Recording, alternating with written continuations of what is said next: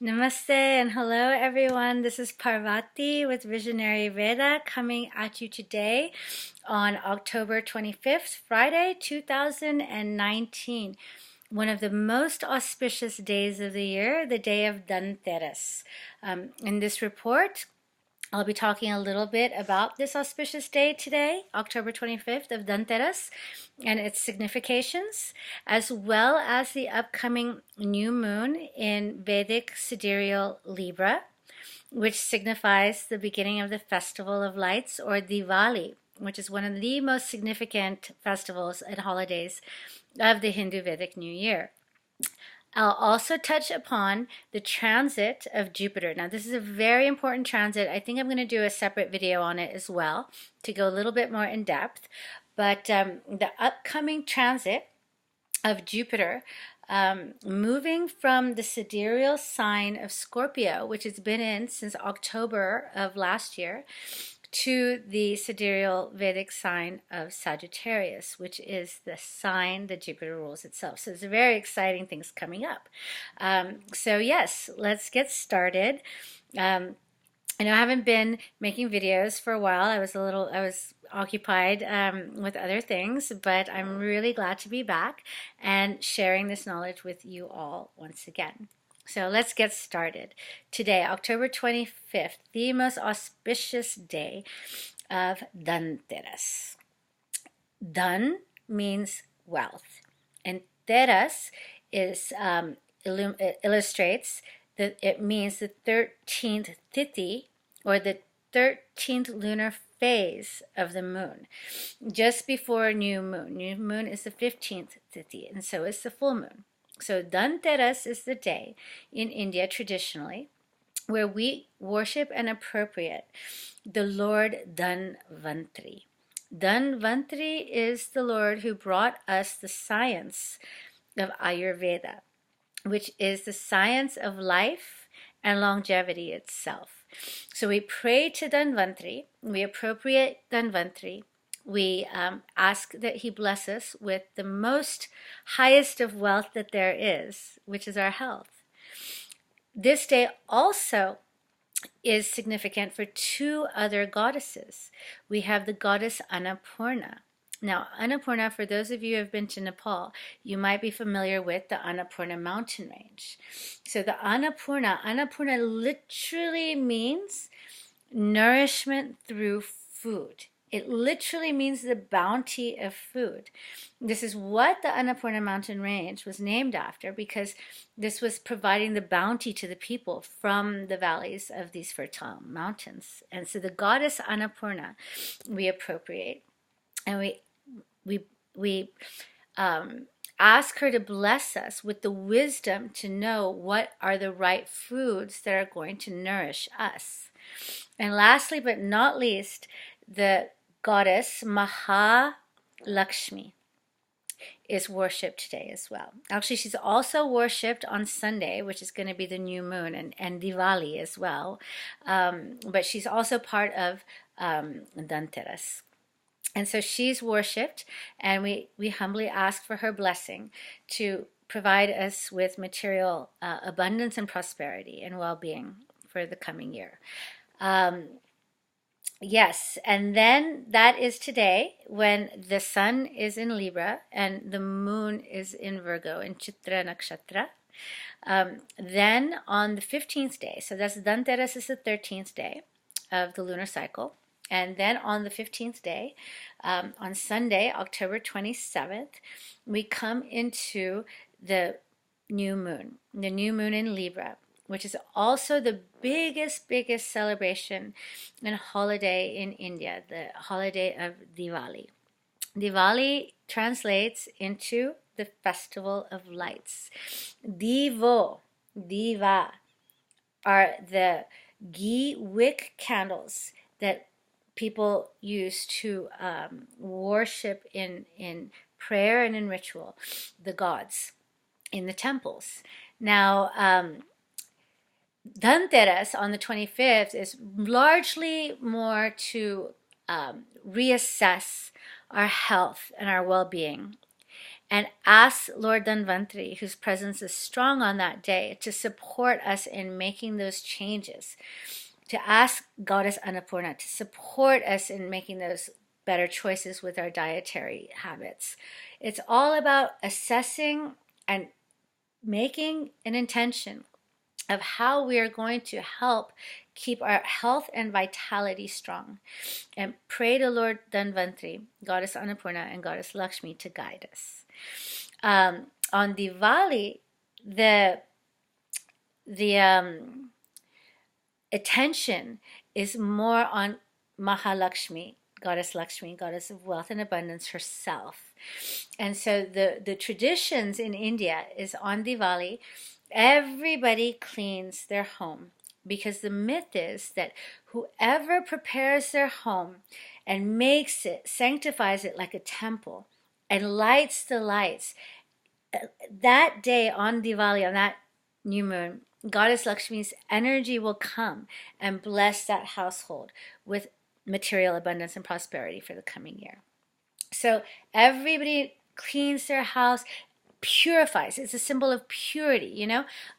New moons have a lot to do with that purification, you know, inner purification, whether it's on the mind, body, or spirit level, social level, career, work level, on all the levels. How can we let go and clean out that which has been built up over this past year, and then illuminate this new space to invite the new abundance of energy in.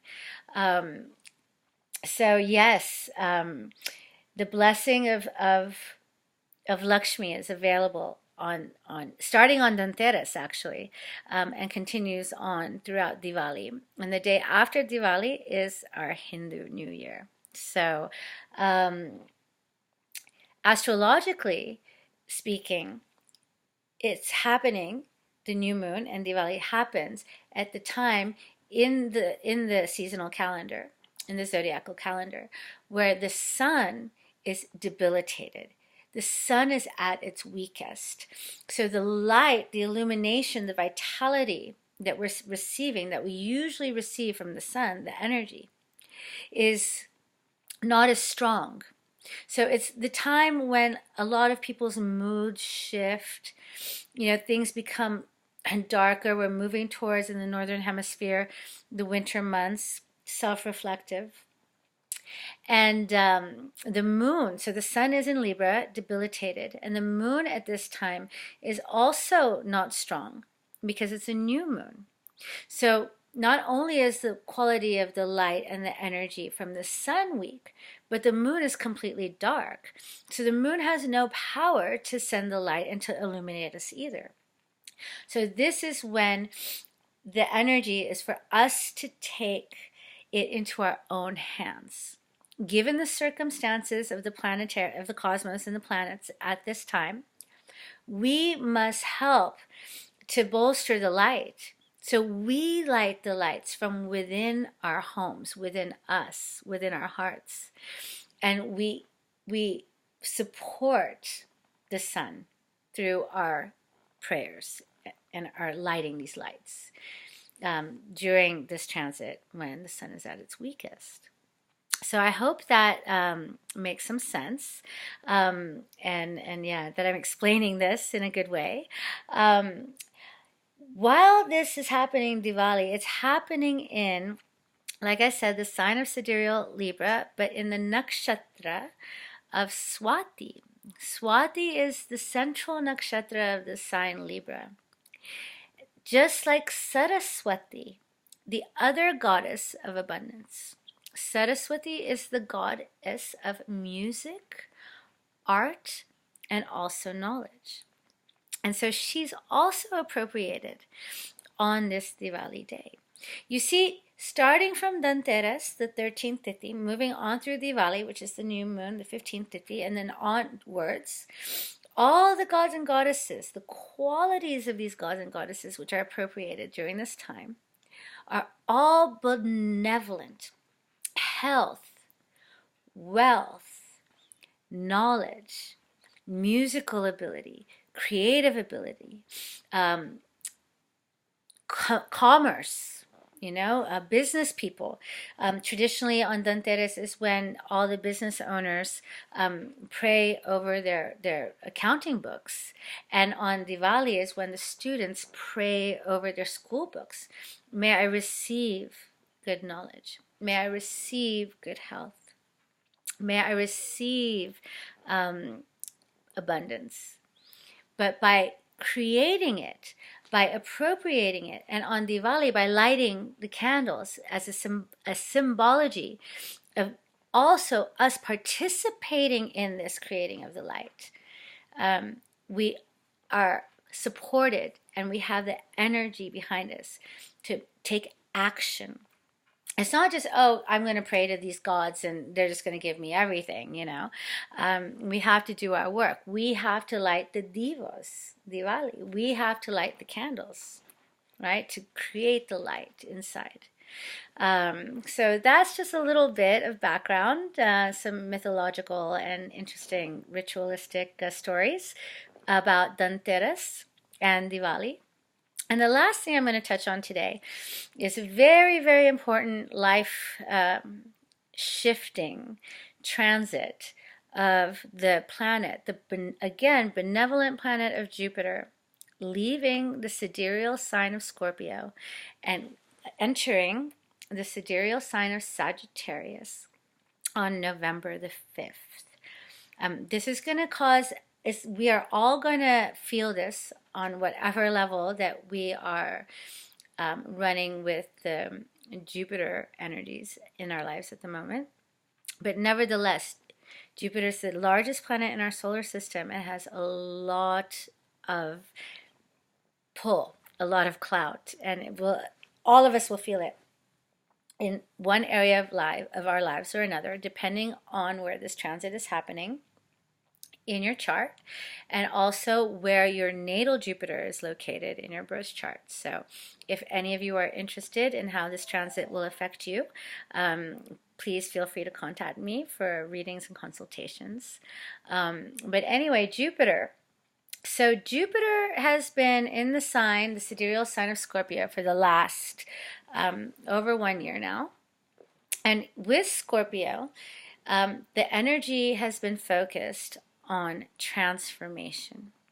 It's been a year where we have been able to face our hidden, darker, maybe more unconscious psychological aspects of our inner workings. And Jupiter has been able to give us the support to be able to transform them and change them. And all of us on some level have received some sort of eureka, epiphany, or awakening around issues maybe that have plagued us for a very long time. And with that sense, that insight, we receive encouragement and support from the benevolent planet Jupiter to be able to make the changes that we need to make to allow the transformation to be complete.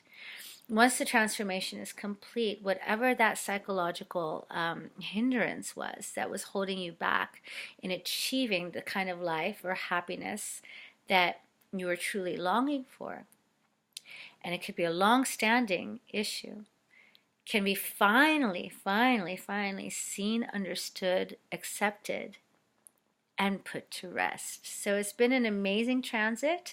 It hasn't been easy for a lot of folks this year, but all of us can look back and see how this transit of Jupiter and Scorpio has touched our lives.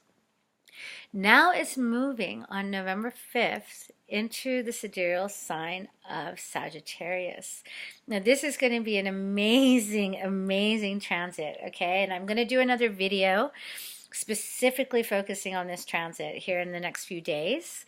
But it's very exciting because Jupiter is moving into its own sign where it has the power of being in its own familiar territory to be able to bring whatever transformations that we've gone through, to bring the fruit to us. So I'm really excited about this upcoming transit. Another thing I did want to point out is that on October 31st, Jupiter moves into a position in the sky which is called Gandanta. It moves into a nakshatra on November 5th called Mula. And you've heard me talk about Mula Nakshatra before in my past videos. Mula Nakshatra is the galactic center. And it's exactly over where the galactic center, the center of the Milky Way is. So it's seen as a time where karmic knots, they say, are untied. Now, this can be exciting and scary, or both at the same time. But because it's the benevolent planet Jupiter, there's no doubt that whatever karmic knots need to be undone, it's for our best. And it's going to come out in a better way than having those karmic knots sitting there, keeping you held back. And again, I'm going to do another in-depth video because I see this video is going a little bit longer than I wanted it to. So I'm going to end with that. So good to be back. I wish everybody abundant, radiant health, prosperity, and vitality for this week, for this Dhanteras, and for this Diwali, and for this upcoming New Year cycle. All the best. Happy Diwali, Shubha Dhanteras, and Sal Mubarak. Happy New Year. Until next time, namaste. And yes, if you have any questions, please feel free to get in touch. All right, take care now. See you soon. Bye-bye.